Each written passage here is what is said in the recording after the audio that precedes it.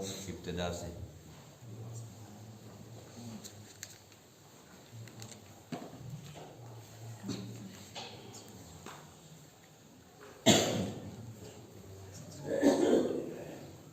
اعوذ باللہ من الشیطان الرجیم، بسم اللہ الرحمن الرحیم۔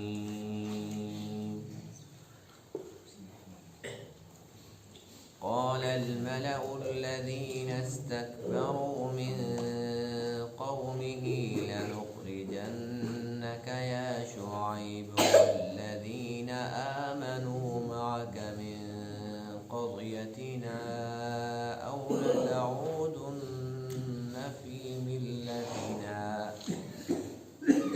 قال أولو كنا كارهين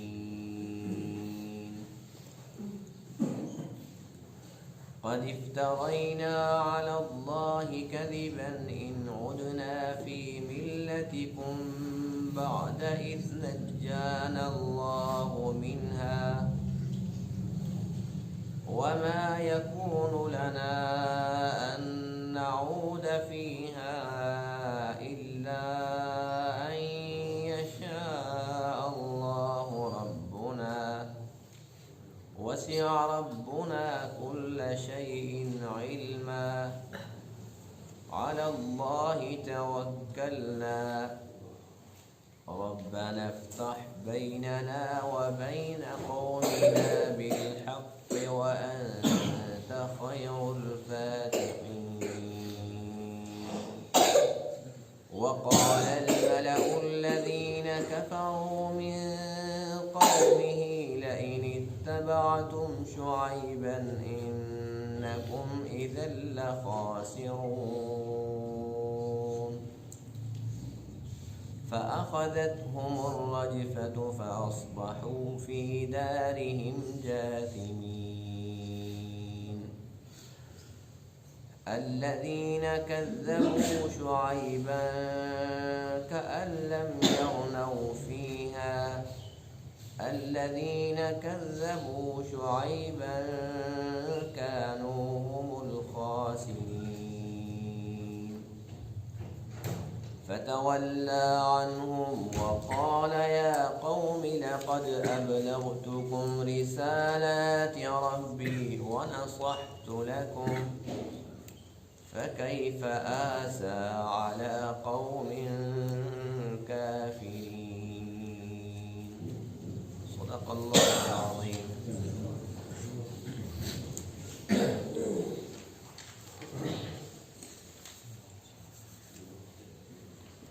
گزشتہ درس میں حضرت شعیب علیہ نبینا علیہ السلام کی تبلیغ کا تذکرہ تھا، جنہیں اللہ تعالیٰ نے مدین والوں کی طرف نبی بنا کر بھیجا۔ آپ نے بہت پیارے انداز سے انہیں سمجھایا کہ سب سے پہلا فرض تمہارے اوپر یہ ہے کہ تم اللہ تعالیٰ کی عبادت کرو کہ اللہ کے بغیر اور کوئی الہ نہیں۔ دوسری بات انہیں یہ سمجھائی کہ تم تجارت کے اندر ناپ تول کے اندر کمی بیشی نہ کرو، کسی کا حق نہ کھاؤ، اور تیسری بات یہ انہیں سمجھائی کہ یہ لوگ ڈاکے ڈالتے تھے، لوگوں کے راستوں پر بیٹھ کر انہیں تکلیف پہنچاتے تھے، اللہ کے راستے سے لوگوں کو روکتے تھے، انہیں بددل کرتے تھے۔ آپ نے منع فرمایا کہ ایسا نہ کرو۔ اب اس کے بعد اس قوم نے کیا جواب دیا؟ آج کے درس میں ان آیت کریمہ کے اندر اس قوم کا جو رد عمل تھا اس کا ذکر ہے۔ سب سے پہلے قوم شعیب میں سے جو مالدار اور متکبر قسم کے لوگ تھے، ان لوگوں نے حضرت شعیب علیہ السلام کو دھمکی دی، کہنے لگے کہ اگر آپ اپنی اس دعوت سے باز نہ آئے تو آپ کو اور جو آپ پر ایمان لا چکے ہیں ان سب کو اپنی اس بستی سے ہم بے دخل کر دیں گے، اس بستی سے تمہیں ہم نکال دیں گے۔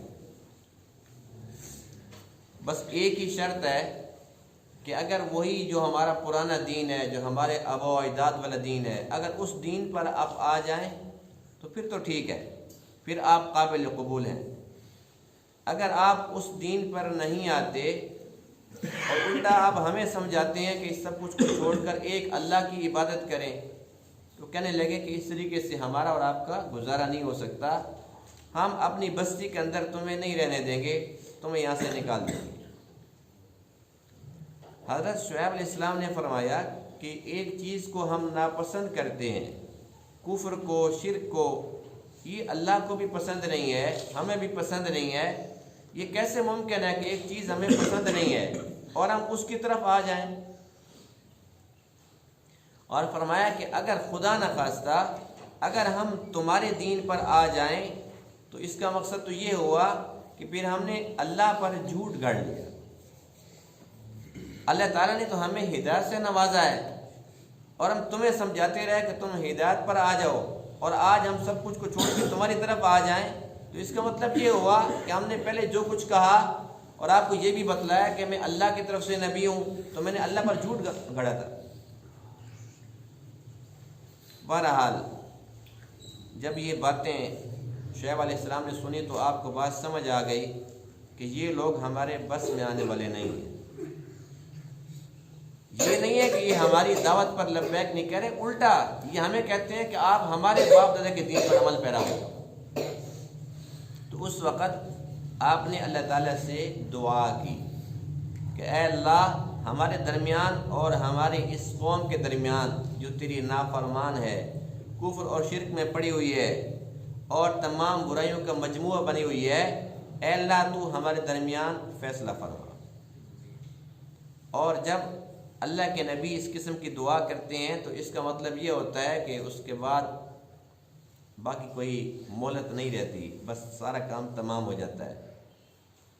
جب یہ باتیں کی، پہلے تو یہ لوگ شعیب علیہ السلام کو دھمکیاں دے رہے تھے کہ ہم آپ کو یہاں سے نکال دیں گے، اس کے بعد پھر وہ جو ایمان لائے تھے آپ ان کو دھمکیاں دینا شروع کر دی کہ تمہارے لیے بھی آخری وارننگ ہے، بہتر یہ ہے کہ تم شعیب کو چھوڑ دو، اگر تم نے ان کی اتباع کی، ان کو نہ چھوڑا تو پھر تمہارے لیے بہت بڑا خسارہ ہوگا، اور وہ خسارہ کیا تھا کہ ہم تمہارے ساتھ تجارتی بائیکاٹ کر دیں گے، تمہارے ساتھ کسی قسم کا کوئی لین دین نہیں کریں گے۔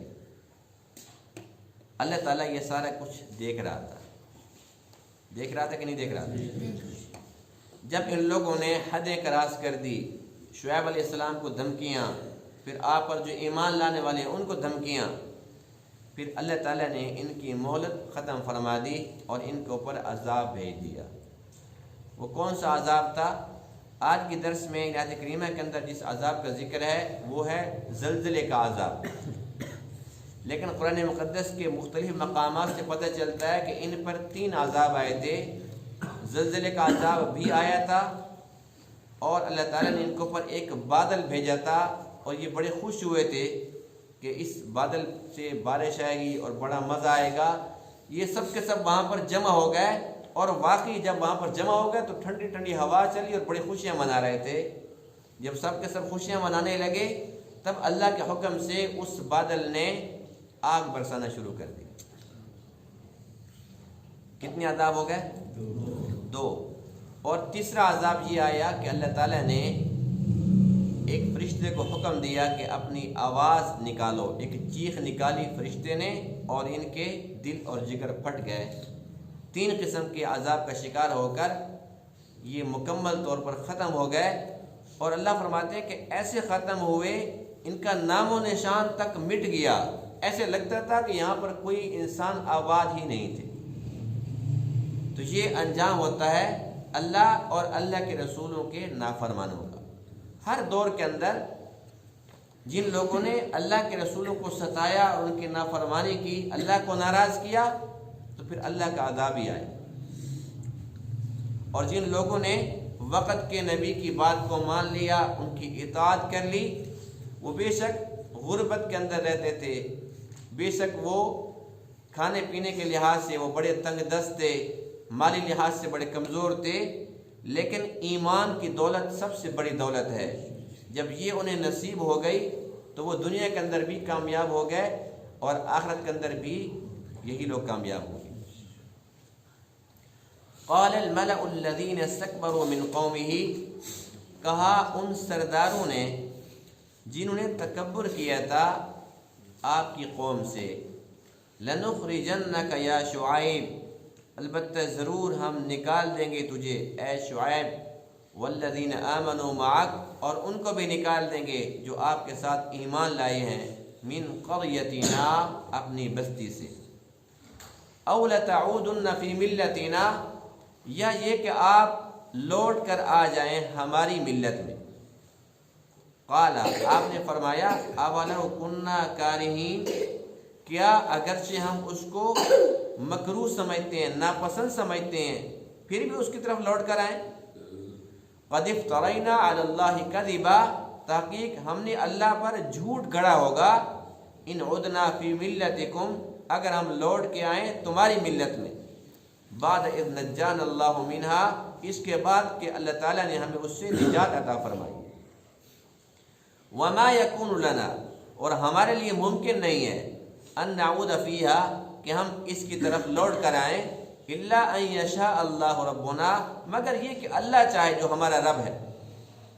خدا نخواستہ اللہ تعالیٰ کسی انسان کو گمراہ کرنے پہ آ جائے تو پھر تو انسان کمزور کچھ نہیں کر سکتا۔ اللہ نہ چاہے تو ہمارا کوئی ایسا ارادہ نہیں ہے، ہمارا کوئی ایسا پروگرام نہیں ہے، اور اللہ کیوں چاہے گا؟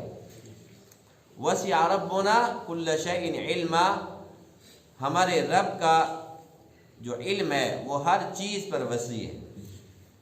علی اللہ توکلنا، اللہ ہی پر ہم بھروسہ رکھتے ہیں۔ ربنا، اے ہمارے رب، افتح بیننا و بین قومنا بالحق، ہمارے اور ہماری قوم کے درمیان حق کے ساتھ فیصلہ کر دے، وانت خیر الفاتحین، اور تو بہترین فیصلہ کرنے والا ہے۔ وقال الملأ الذین کفروا من قومہ، اب یہ قوم شعیب کو جو مومن تھے ان کو دھمکی دے رہے ہیں، اور ان سرداروں نے کہا جنہوں نے آپ کی قوم سے کفر کیا تھا، کیا کہا؟ لئن اتبعتم شعیبا، کہ اگر تم نے اتباع کی شعیب کی، انکم اذا لخاسرون، تو بے شک تم اس وقت البتہ خسارے والوں میں سے ہو جاؤ۔ فاخذتهم الرجفہ، بس ان کو زلزلے نے پکڑا، فاصبحوا فی دارہم جاثمین، بس وہ اپنے گھر کے اندر اوندے منہ گرے پڑے تھے۔ الذین کذبوا شعیبا، جن لوگوں نے شعیب علیہ السلام کو جھٹلایا، کأن لم یغنوا فیہا، وہ ایسے ہو گئے تھے گویا کہ اس زمین میں آبادی نہیں تھے، یعنی کہ ان کا نام و نشان تک مٹ گیا۔ الذین کذبوا شعیبا، جن لوگوں نے شعیب علیہ السلام کو جھٹلایا، کانوا هم الخاسرین، یہ ہو گئے خاسرین میں سے۔ فتولی عنہم، جب ان پہ اللہ کا عذاب آ چکا، یہ سب کے سب تباہ ہو گئے، ختم ہو گئے، اس کے بعد شعیب علیہ السلام ان سے پھرے، وقالا، اور آپ نے فرمایا، اے میری قوم، لقد ابلغتکم رسالات ربی، تحقیق میں نے تم تک پہنچا دیے اپنے رب کے پیغامات، ونصحت لکم، اور میں نے تمہاری خیر خواہی کی۔ فکیف آسا علی قوم کافرین، اب میں کیسے افسوس کروں کافر قوم پر؟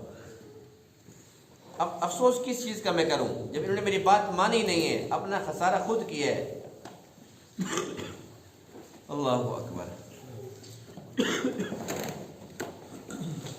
قوم شعیب میں سے بھی سب سے پہلے جن لوگوں نے شعیب علیہ السلام اور ایمان والوں کی مخالفت کی وہ وہی مالدار طبقہ تھا۔ ان کو اپنے مال کا ایک نشہ ہوتا ہے۔ مالدار یہ سمجھتا ہے کہ بس سب کچھ میرے قبضہ قدرت میں ہے، سب کچھ میرے ہاتھ میں ہے، جو میں چاہوں سو میں کروں۔ تکبر آ جاتا ہے نا، مال کا تکبر ہوتا ہے۔ مالدار یہ سمجھتا ہے کہ بس سب کچھ میری مٹھی میں ہے، میری مرضی کے مطابق سب کچھ ہوگا۔ اللہ تعالیٰ کا نظام کچھ اور ہے، انسان کو بات سمجھ نہیں آتی۔ یہاں دنیا کے اندر ہم دیکھتے ہیں کہ کچھ لوگ ایسے ہیں جو نماز نہیں پڑھتے، روزے نہیں رکھتے، اللہ کے رسول سے بہت دور ہیں، لیکن دنیاوی لحاظ سے ہم یہ دیکھتے ہیں کہ بڑی آؤ بھگت ہے، لوگ جھک جھک کے ان کو سلام کرتے ہیں، اور کسی کو 21 سوپوں کی سلامی ملتی ہے۔ تو ان لوگوں کا خیال پتہ ہے کیا ہوتا ہے؟ ان کا خیال یہ ہوتا ہے کہ جس طریقے سے یہاں پر 21 سوپوں کی ہمیں سلامی مل رہی ہے نا، تو قیامت کے دن بھی ہم ہی ایسے سلامیں ملیں گی، جیسے یہاں لوگ جھک جھک کے ملتے ہیں نا، بس قیامت کے دن بھی ایسے ہی ہوگا، وہاں بھی ہم بڑے ہوں گے، حالانکہ اللہ کے ہاں منظر کچھ اور ہے۔ اور جب آپ علیہ السلام نے لوگوں کو دعوت دی نا، تو جو مشرکین مکہ میں بڑے بڑے سردار تھے، انہوں نے پتہ کیا کہا؟ وہ کہنے لگے کہ اگر یہ اچھی بات ہوتی تو سب سے پہلے ہم آگے ہوتے، یہ اچھی چیز ہے ہی نہیں۔ اور وہ تانا دیتے تھے کہ دیکھو یہ بلال حبشی کو دیکھو، سلمان فارسی کو دیکھو، شعیب رومی کو دیکھو، وہ تانے دیتے تھے کہ یہ غریب لوگ ہیں اور ہماری توہین ہے کہ ہم ان کے ساتھ بیٹھیں، یہ تو ہمارے آزاد کردہ غلام ہیں، یہ تو وہ بندہ اس کو نے بڑا مارا تھا، آج ہم اکٹھے بیٹھیں گے، ایک برتن میں کھانا کھائیں گے، یہ کیسے ممکن ہے؟ یہ ایک شیطان ان کے اوپر ایک بھوت سوار کر دیا تھا۔ اور حدیث پاک میں ہے بدأ الاسلام غریبا، اسلام کے اندر سب سے پہلے غریب لوگ ہی آئے تھے، اور فرمایا کہ وَسَيَعُودُ كَمَا بَدَأَ، پھر وہ جو آخری وقت آئے گا نا، اس وقت پھر وہی غریب ہوں گے۔ ابتدا کے اندر بھی غریب ہیں اور آخر کے اندر پھر وہی غریب آگے بچیں گے، باقی سب کے سب جان چھڑا جائیں گے۔ فرمایا کہ فَطُوبَى لِلْغُرَبَاء، ان غریبوں کے لیے خوشخبری۔ اللہ کے یہاں منظر کچھ اور ہے۔ ہم یہ سمجھتے ہیں کہ دنیا کے اندر یہ بڑے مالدار لوگ ہیں تو آخرت کے اندر بھی یہ لوگ مالدار ہوں گے، لیکن حضور علیہ السلام نے ارشاد فرمایا کہ میں نے جب جنت میں جھانکا تو میں نے فقراء کی کثرت دیکھی، وہاں منظر کچھ اور ہے، یہاں کے امیر وہاں کے غریب، یہاں کے غریب وہاں کے امیر۔ یہ تو ایک اللہ کا امتحان ہے۔ اللہ تعالیٰ یہ دنیا کسی کو تھوڑی دیتا ہے، کسی کو زیادہ دیتا ہے، کسی کو بہت زیادہ، کسی کو بہت تھوڑی، کسی کو بالکل نہیں دیتا، فقر و فاقہ والی زندگی ہوتی ہے، کسی کو اتنا دے دیا اس کو پتہ ہی نہیں کہ ہے کتنی۔ یہ تو ایک امتحان ہے۔ اللہ نے جس کو غریب بنایا اس کو اللہ امیر نہیں کر سکتا؟ جی کر سکتا ہے نا؟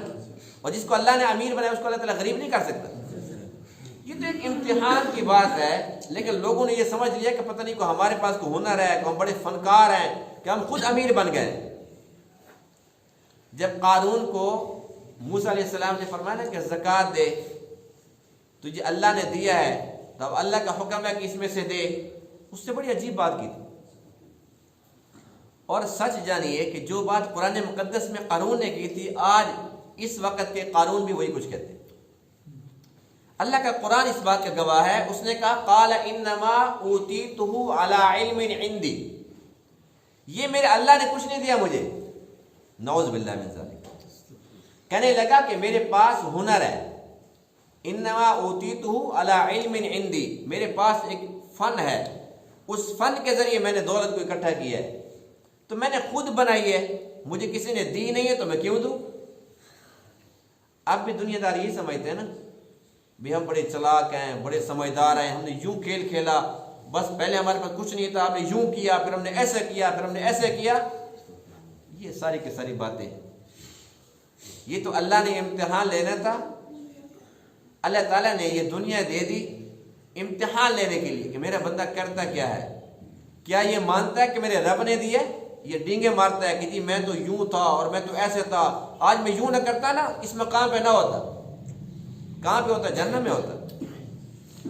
یہ اللہ کی تقسیم ہے، ہر ایک حال پر انسان کو اللہ کی رضا پہ راضی رہنا چاہیے۔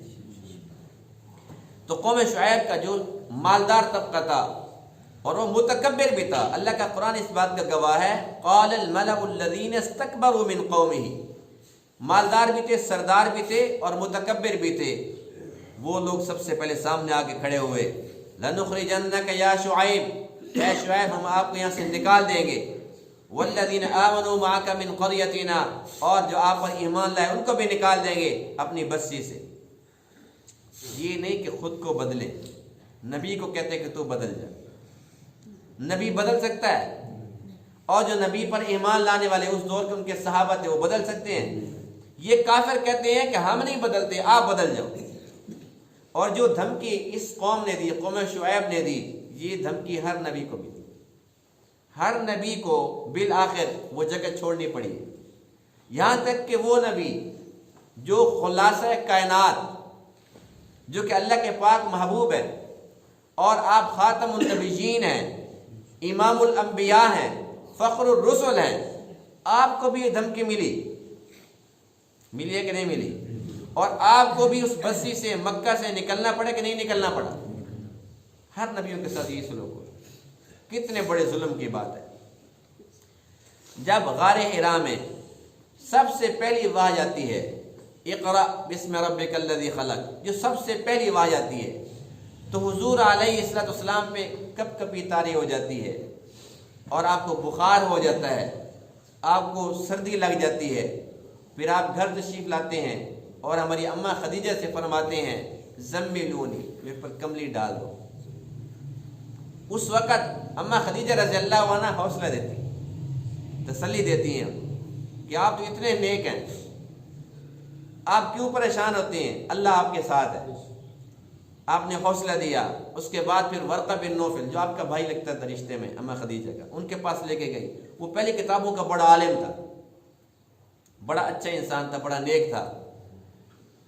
جب اس نے یہ ساری کی ساری باتیں سنی، اس نے کہا کاش کہ میں اس وقت موجود ہوتا جب یہاں کے لوگ آپ کو اس مکہ سے نکالیں گے۔ تو اللہ کے نبی فرمانے لگے کہ میں نے کسی کا کیا بگاڑ دیا کہ مجھے نکالیں گے؟ یہ کیسی باتیں کر رہا ہے؟ اب دیکھو ورقہ بن نوفل نے محبت کے اظہار تو کیا نا، کاش میں ہوتا تو میں آپ کی مدد کرتا، میں آپ کا ساتھ ہوتا۔ بہرحال اللہ کے نبی کیا فرماتے ہیں کہ میں نے ایسا کون سا جرم کر لیا ہے کہ مجھے یہاں سے لوگ نکالیں گے؟ ورقہ بن نوفل کہتے ہیں کہ جو دعوت آپ نے لوگوں کو دینی ہے، جس نبی نے بھی یہ دعوت دی ہے، اس کو نکالا گیا، اس کو نکلنا پڑا ہے، آپ کو بھی مکہ سے نکالا جائے گا۔ وہ واقعی بہت بڑا علامہ تھا، اس نے سچ کہا تھا۔ اور پھر وہ وقت آیا جب حضور علیہ السلام کو مکہ سے نکالا گیا، پھر آپ نے مدینہ پاک کی طرف ہجرت فرمائی۔ تو یہ تکلیف ہر نبی نے جھیلی ہے، کس کی خاطر؟ دین کی خاطر، اللہ کی محبت میں اور امت کی خیر خواہی میں۔ بہرحال ان لوگوں نے دھمکی دی، اور ساتھ ایک عجیب بات یہ کی کہ ایک آپشن اور بھی ہے، اگر آپ ہمارے اس آپشن پر آ جائیں، اگر اس پہ عمل پیرا ہو جائیں تو پھر کوئی بات نہیں، ہمارے ساتھ رہیں۔ یہ کون سا تھا؟ اَوْ لَتَعُودُنَّ فِي مِلَّتِنَا، کہ آپ ہمارے باپ دادا کے دین پر آ جائیں۔ اب یہ جو ان کا آپشن تھا، ہر دور کے اندر تمام کافروں کی طرف سے یہ آپشن کھلا ہوتا ہے، ایسی بات کہ نہیں ہے۔ وہ کیسے؟ وہ یہ کہ قرآن مقدس کہتا ہے کہ وَلَن تَرْضَىٰ عَنْكَ الْيَهُودُ وَلَا النَّصَارَىٰ حَتَّىٰ تَتَّبِعَ مِلَّتَهُمْ، یہود و نصارہ آپ کے دوست نہیں ہو سکتے جب تک کہ آپ ان کی ملت میں نہ آ جائیں۔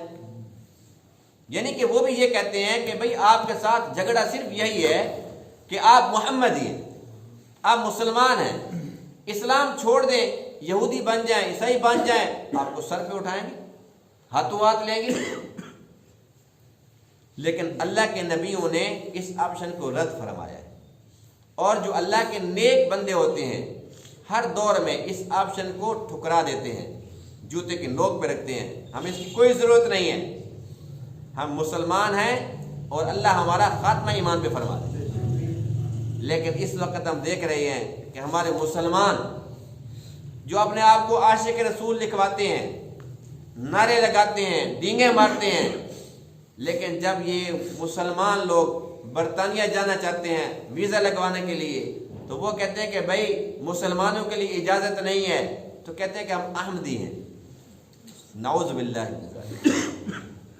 ہزاروں لوگ، ہمارے ہزاروں مسلمان پاکستانی ہر سال اپنے آپ کو کافر بنا کر، احمدی لکھوا کر وہ برطانیہ چلے جاتے ہیں،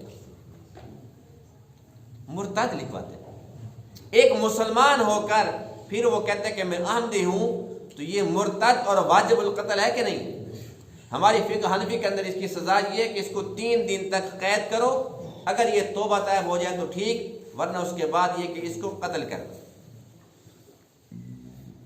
کیونکہ اگر اتنی بڑی سزا نہ ہو تو پھر ہر بندہ یہی کام کرے گا نا۔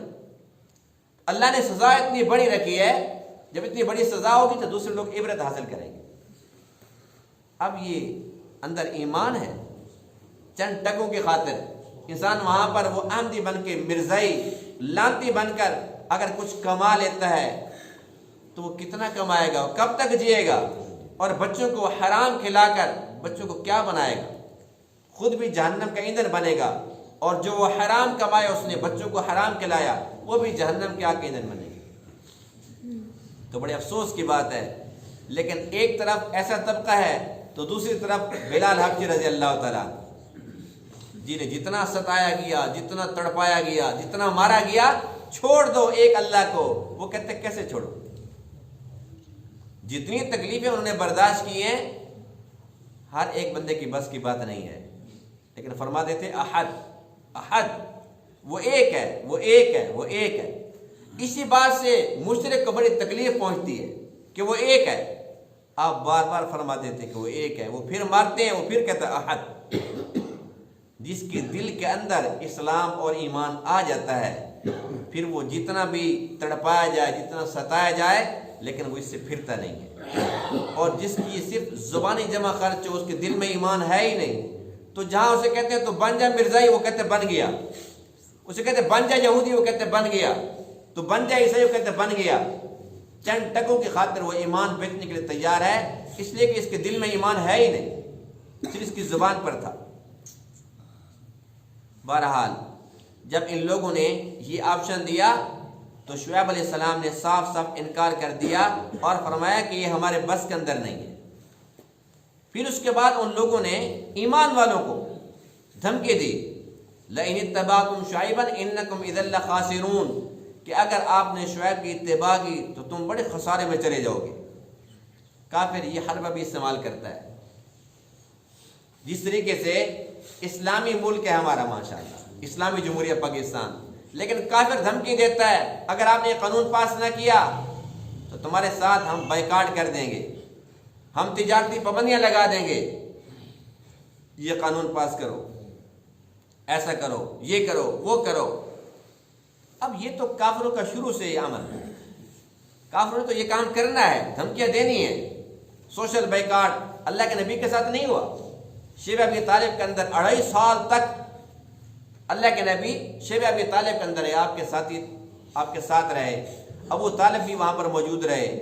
سوشل بائیکاٹ، ان کے ساتھ کوئی لین دین نہیں کرنا، ان کے ساتھ کچھ معاملات نہیں کرنے، ان کے ساتھ بات چیت نہیں کرنی، یہ ہر دور میں رہا۔ لیکن جن کے اندر ایمانی غیرت ہوتی ہے وہ کہتے ہیں کہ ہم پتے کھا لیں گے، ہم بھوک برداشت کر لیں گے، فاقے برداشت کر لیں گے، لیکن ناموس رسالت پر کوئی سمجھوتا نہیں کریں گے۔ لیکن یہ تب ہوتا ہے جب غیرت و ایمانی، اور ہمارے حکمرانوں کے اندر تو غیرت نام کی کوئی چیز نہیں ہے، رج کے بغیرت ہے۔ ہماری بدنصیبی ہے اللہ نے اتنے بڑے بغیرت ہمارے کو مسلط کیے ہیں کہ دنیا کے اندر ان کی مثال نہیں ملتی۔ بغیرتی کے اندر ان کو جتنا بڑا ایوارڈ دی جائے وہ کم ہے۔ نام کیا ہے؟ مدینہ کی ریاست، اور مدینے والے سے بغض عداوت ہے۔ اگر مدینہ کی ریاست کا یہ سچ ہوتا، یہ دل سے بات ہوتی، تو جو مدینے والا ہے اس کے دشمنوں کو یوں رہا کیا جاتا، اور اس اللہ کے نبی کے جو کھلے عام دشمن ہیں، سب سے بڑے دشمن مرزائی ہیں، ان کو ایسے سپورٹ کیا جاتا۔ تو یہ دجال ہیں، مکار لوگ ہیں، جھوٹے ہیں، تو یہ اللہ کی طرف سے ہمارے اوپر سزا ہے۔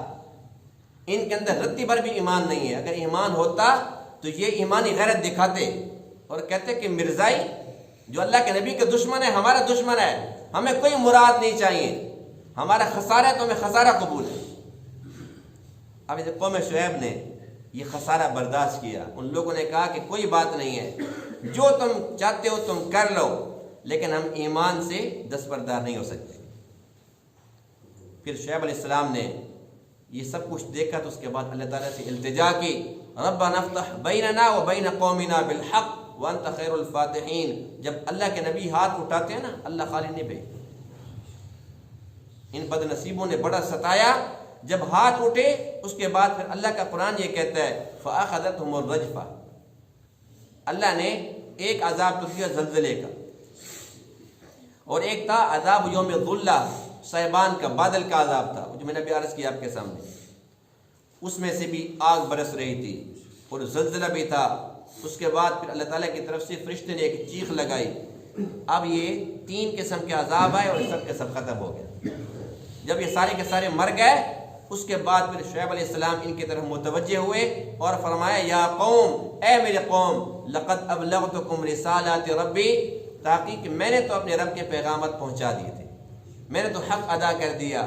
ونصحت لکم، میں نے تمہاری خیر خواہی کر دی، لیکن اب جو کچھ تمہارے ساتھ ہوا اس کے اندر قصوروار تم خود ہو. فرمایا فکیف آسا علی قوم کافرین، میں کافر قوم پر افسوس کس بات کا کروں.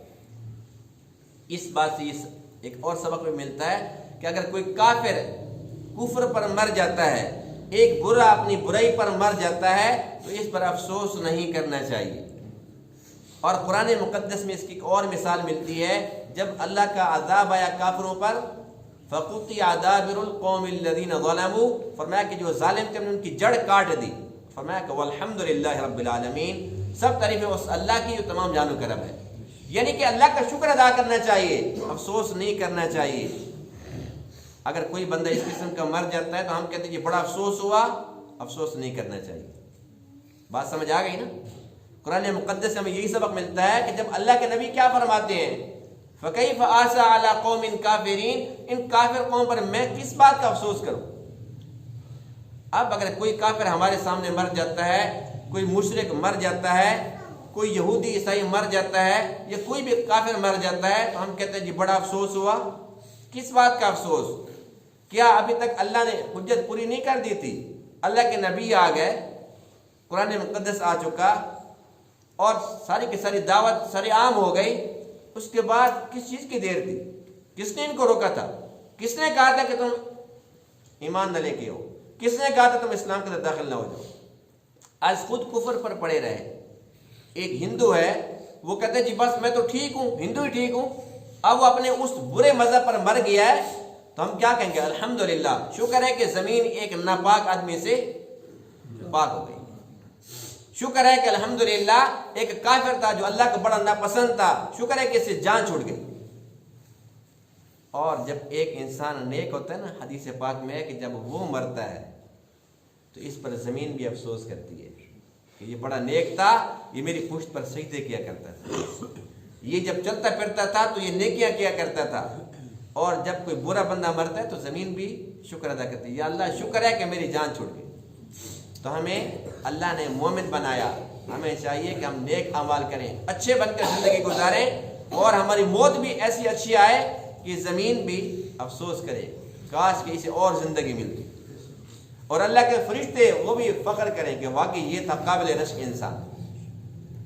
اللہ تعالیٰ ان بات کو سمجھنے عمل کرنے کی توفیق عطا فرمائے. وآخر دعوانا الحمدللہ رب العالمین.